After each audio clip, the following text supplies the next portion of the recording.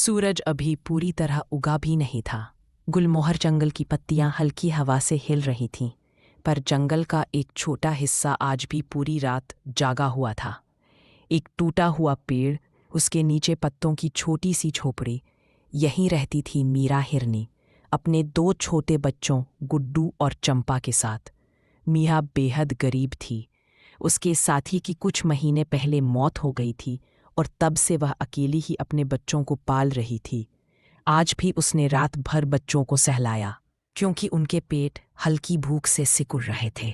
सुबह होते ही गुड्डू धीरे से बोला, माँ, पेट में दर्द हो रहा है। चंपा ने मीरा की टांग पकड़ते हुए कहा, माँ, आज कुछ खाना मिलेगा ना? मीरा ने बच्चों की आंखों में भूख देखी, पर फिर भी हिम्मत बनाई। हाँ बेटा, आज खाना जरूर मिलेगा, माँ वचन देती है। लेकिन उस वचन के पीछे छुपा दर्द सिर्फ मीरा ही जानती थी। मीरा अपने बच्चों को झोपड़ी में छोड़कर भोजन खोजने निकलती है। जंगल शांत था, पर आज हर पत्ता सूखा और हर झाड़ी खाली लग रही थी। जहां जहां गई वहां निशान मिले। यहाँ पहले ही दूसरे जानवर खाना खोज चुके थे। निराशा बढ़ रही थी, पर बच्चों की भूख उसे हारने नहीं दे रही थी।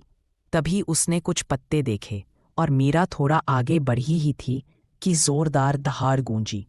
सामने था कुबेर बाघ, जंगल का सबसे खतरनाक शिकारी। वह गुर्राया, यह हिस्सा मेरा है, यहाँ कोई कमजोर जानवर नहीं आ सकता। मीरा डरी, पर बच्चों की भूख उससे बड़ी थी। वह बोली, मैं बस बच्चों के लिए कुछ पत्ते ही ले लूंगी। कुबेर गरजा, नियम नियम होते हैं, अब भाग जाओ।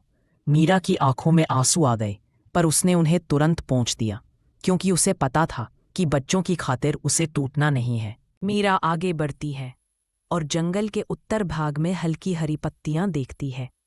वो धीरे से उन्हें तोड़ने लगती है। गंभीर शांत आवाज आती है, रुको मीरा। ये दामोदर हाथी था, जंगल का सबसे समझदार और शांत स्वभाव का जानवर। वह बोला, मैं कई दिनों से देख रहा हूं, तुम लगातार संघर्ष कर रही हो।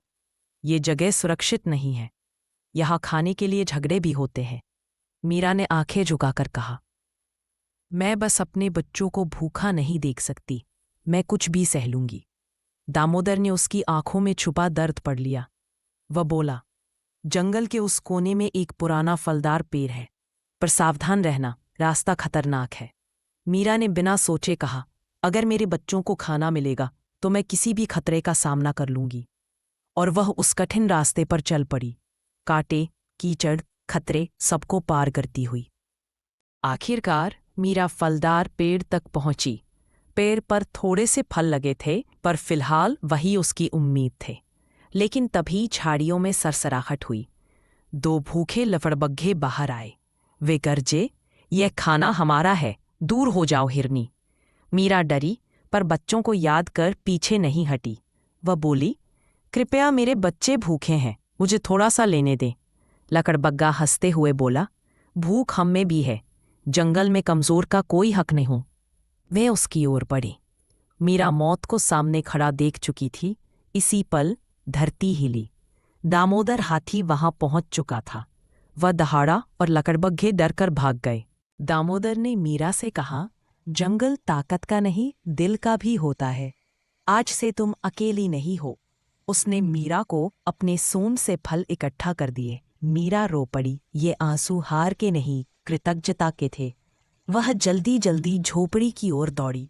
गुड्डू और चंपा खुशी से चिल्लाए, माँ, खाना, सच में खाना। मीरा ने उन्हें फल खिलाए। उनकी आंखों में चमक लौट आई। दामोदर ने आगे बढ़कर कहा, मीरा की हिम्मत ने मुझे बदल दिया है। आज से जंगल में कोई भी भूखा नहीं सोएगा, कमजोर को भी जीने का हक है। और इस संघर्ष से पूरा जंगल सीख गया, माँ की ताकत भूख से भी बड़ी होती है, और जरूरतमंद की मदद जंगल को भी इंसानियत सिखा देती है।